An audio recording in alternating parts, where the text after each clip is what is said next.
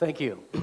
And thank you for giving me the opportunity to participate in this important seminar today. And first, I applaud the organizers of this conference for bringing together such a good group of people. I met Tari Martins many years ago when he was pioneering internet voting in Estonia, and many others in this room that have done so through their respective organizations and companies. And I have been all about elections for the last 26 years of my life. I was the head of elections in St. Louis County, Missouri, and then I did work for the International Foundation for Election Systems based in Washington, D.C. And in 1997, IFAS, as it's known, sent me here to Slovakia to conduct a pre-election assessment. So I spent 3 wonderful weeks in the fall of 1997 here in your country to conduct an assessment, a pre-election assessment for the elections that you had in 1998. I came back in 1999 to be a speaker at a conference of election officials from Central and Eastern Europe. So I was here in Bratislava back then. And then in 2005, I was in Vienna representing the United States at a meeting of the Organization for Security and Cooperation in Europe. And I talked some of my fellow Americans to come over to Bratislava on the boat for the day. And we had a wonderful time and met with Lydia, the chairman, the director of elections here for your Department of Interior. So it's great to be back here and back to in representing my company that I have been with since 2007. I was chairman of the United States Election Assistance Commission, and on that commission for 4 years. And Christina made reference to what I know about America, and I know a lot about elections all over the world. I've worked in 30 countries. But for 4 years, I focused on the U.S., and she mentioned the long ballot styles. Well, if you're voting in the city of Chicago next year in the presidential elections, you will have about 70 decisions to make on your ballot. So we have many complicated long ballots, as she indicated. But I'm here to talk about Everyone Counts and what we do to empower voters worldwide. Everyone Counts is a company that was formed in 1997 in Australia, and it's been in the business of conducting elections ever since. That's all we do is elections.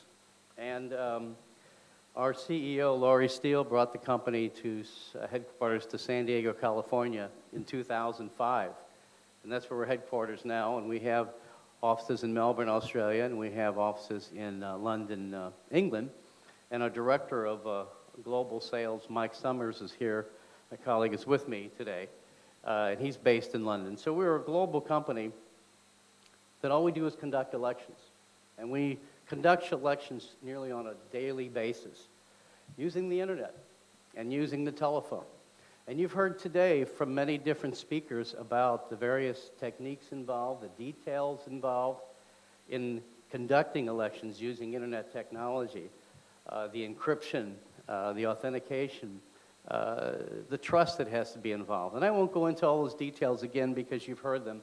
But I'm going to talk about one particular example from our company that we just did in Australia.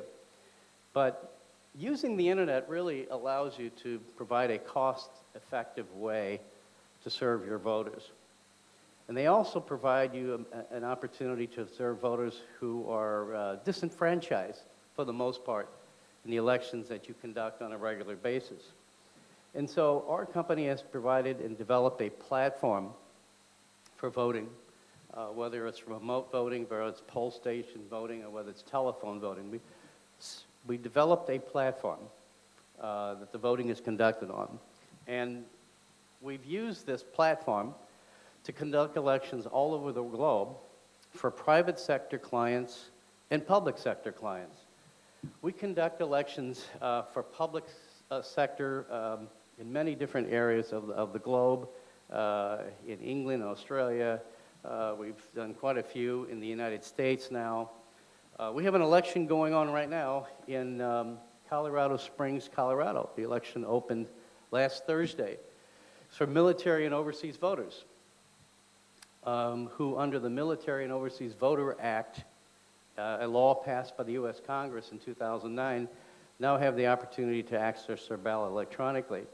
Well, within the first 48 hours of voting being open, we had U.S. voters from that particular county in Colorado.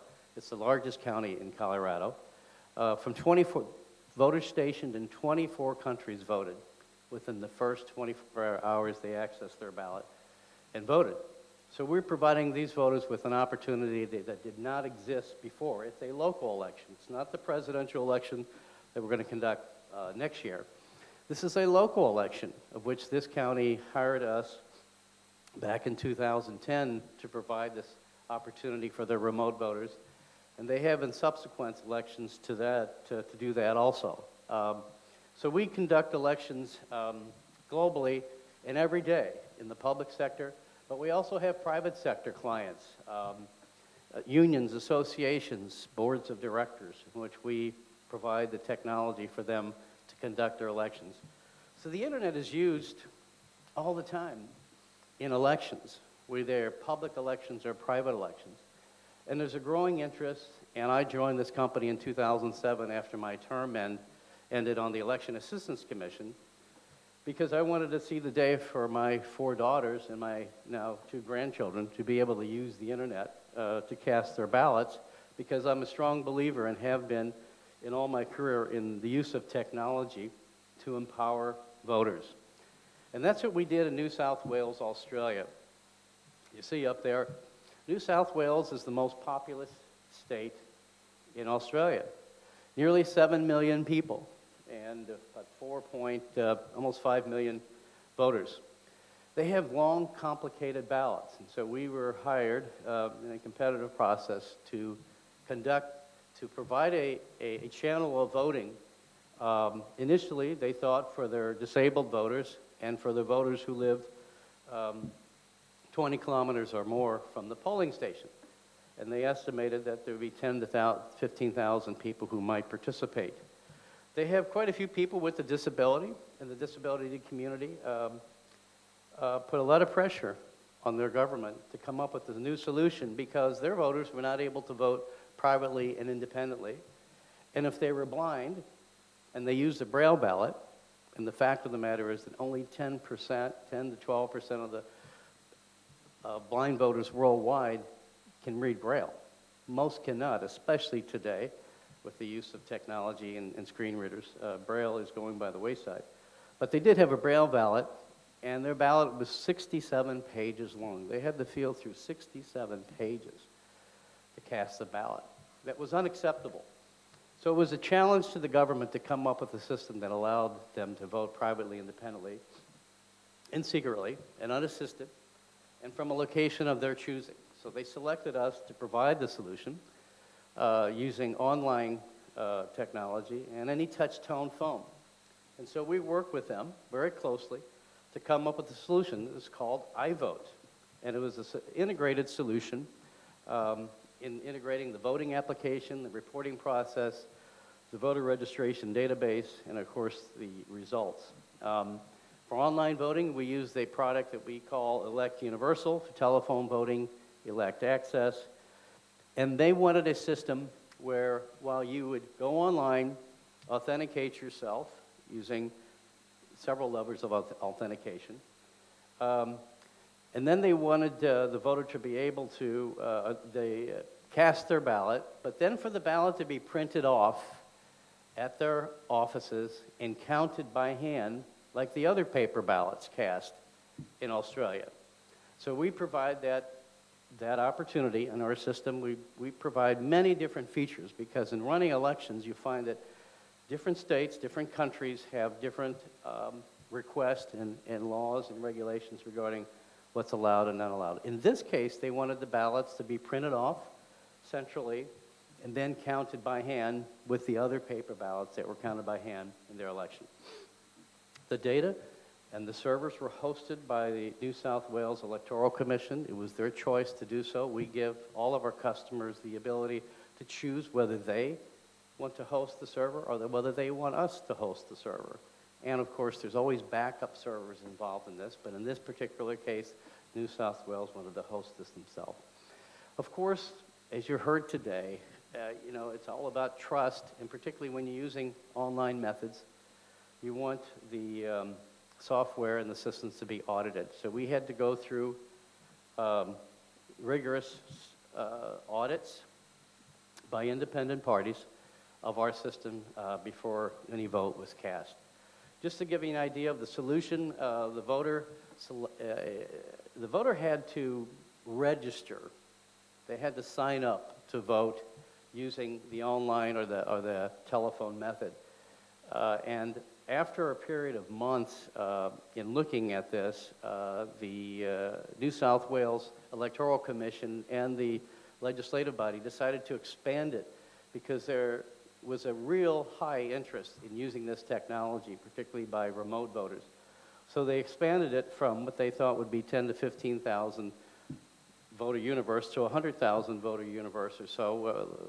People with disabilities and voters who lived more than 20 kilometers from the polling place, and anyone who was outside of the New South Wales territory, whether they were in Australia or overseas, were given the opportunity to do this. And you had then to go on their website to sign up to do this and provide a PIN and other information.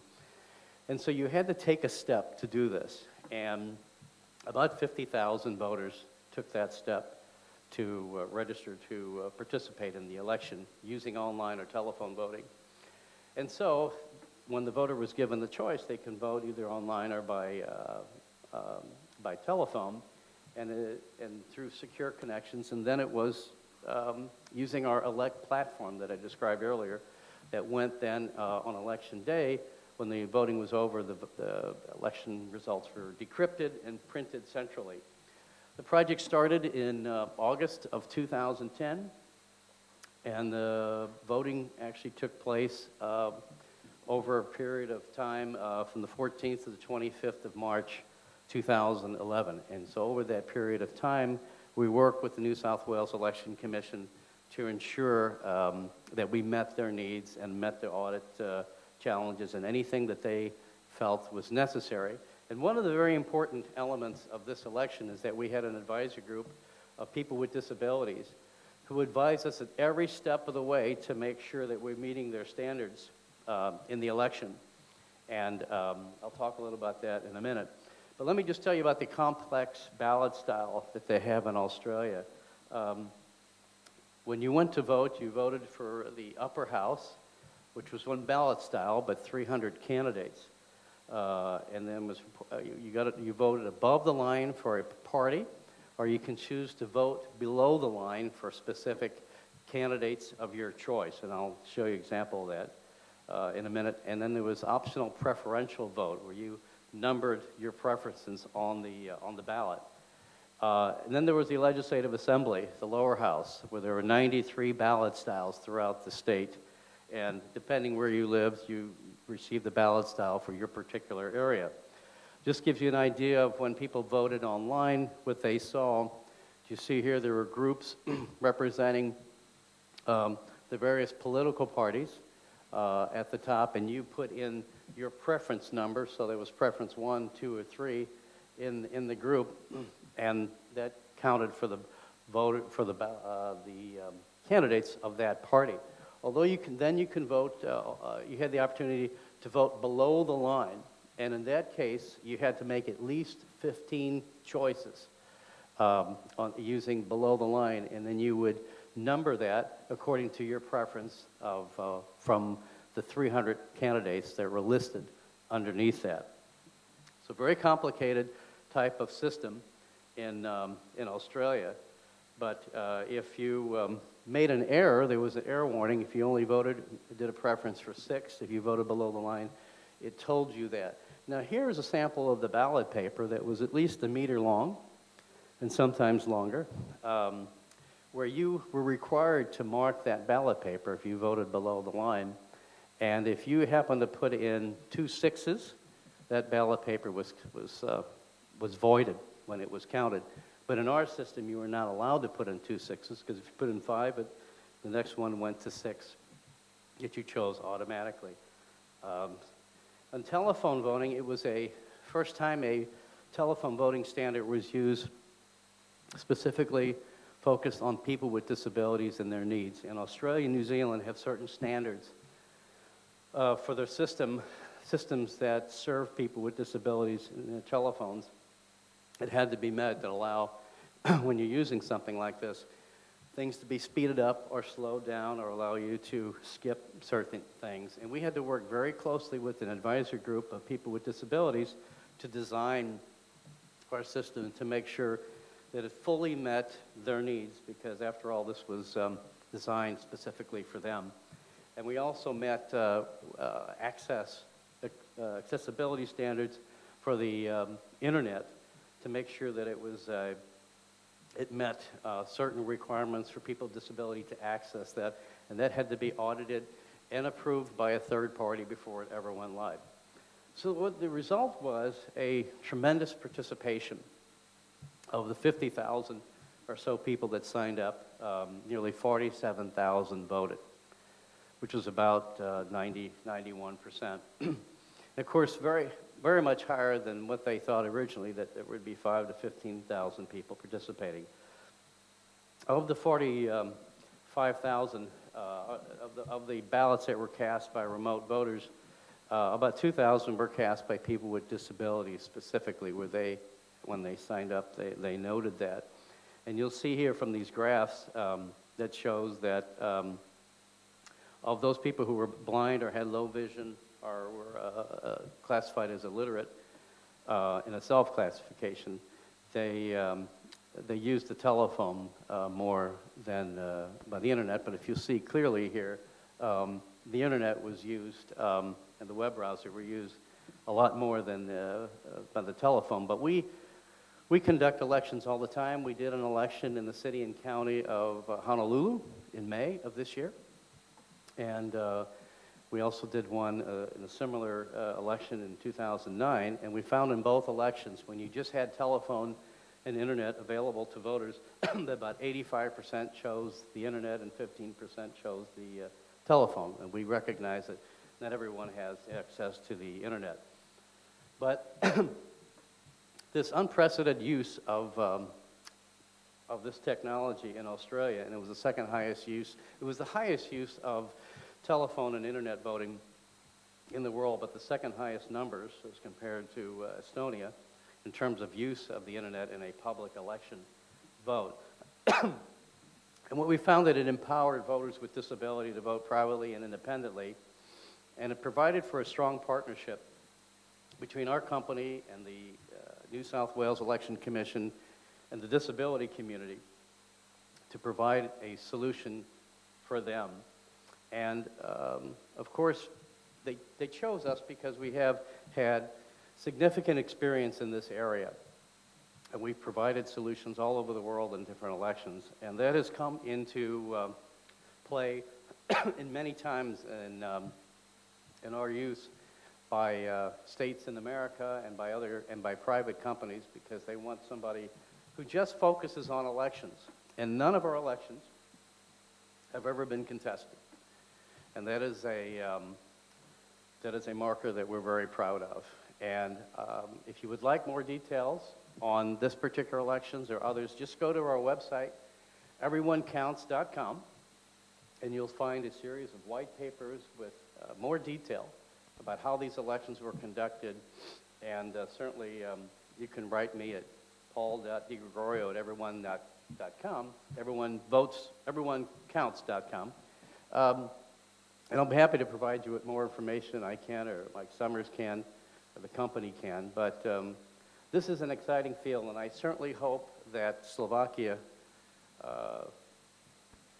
takes all the information provided today and moves forward in this area of providing your voters with new opportunity, and particularly your remote voters and your voters with disabilities, because if you look at your statistics, those are two groups that are probably the most disenfranchised of all your voters in this country. So thank you for the opportunity to speak to you today.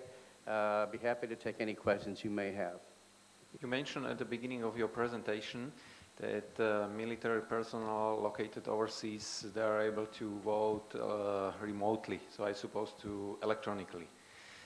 why it is not possible for general public to vote, for example, in presidential election in US? You mean electronically? Yep. Okay. Well, we're moving in that direction. And of course, we have 50 states and the District of Columbia that have their own rules involving elections and what's allowed. But under federal law, military and overseas voters, so if there's American, and I'm sure there's Americans voting, living right here in Bratislava, and there might be Americans who from Colorado Springs, Colorado, who are able to access their ballot. But that's because of the state of Colorado passed a law to allow in local elections this type of voting. But the federal law now requires the opportunity for military and overseas voters. I believe that we will see in time jurisdictions move towards more online voting. And not just because it's accessible and not just because it can empower certain groups who may not vote very often, but I think because of the cost. The city and county of Honolulu saved 2/3 of their voting costs by hiring us to just conduct our election using online and telephone technology. It was all done by paper before. It was very expensive to mail out ballots or to bring them back to count them. And they liked it so well in 2009 when they first tried it the first time. They did it again in May of this year. And I think we all experience around the world cost issues in elections, and they'll find that there's a cost effectiveness in using technology in the voting process. Thank you very much for a wonderful speech. I have two questions if I can. The first one was particularly similar that I put earlier.